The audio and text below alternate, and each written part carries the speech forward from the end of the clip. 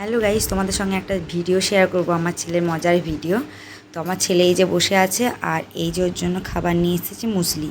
মুসলির মধ্যে অনেক কিছু আছে, তার মধ্যে কিশমিশ আছে, বাদাম আছে, অনেক রকমের বাদাম আছে।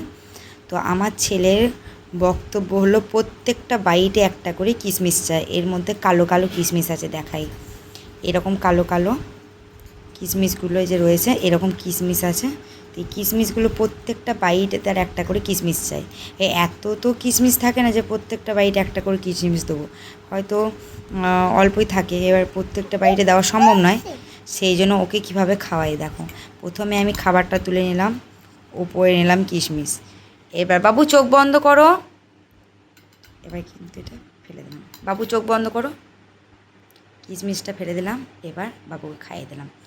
ও বুঝতে পারলো না যে কিশমিশটা যায়নি, এরকম করে খাইয়ে দিই, তারপর শেষে কিশমিশটা খাইয়ে দিই। কিশমিশটা না দেখলে আবার খাবারটা খাবে না। কিশমিশটা সে মানে বাটির মধ্যে চায় যে আছে, আমি এবার এর পরের বার আবার একটা কিশমিশ খাবো, এরকম ভাববে। তো এই কালো কিশমিশটা, এমনি কিশমিশ খেতে ভালোবাসে, কিন্তু কালো কিশমিশটা খেতে বেশি ভালোবাসে। সেই জন্য আমি প্রত্যেকটা বাইটে এরকম করে খাবারটা তুলি, আর তার উপরে কিন্তু এই কালো কিশমিশটা ওপরে রাখি, যাতে ও দেখতে পায় যে হ্যাঁ কিশমিশ আসছে।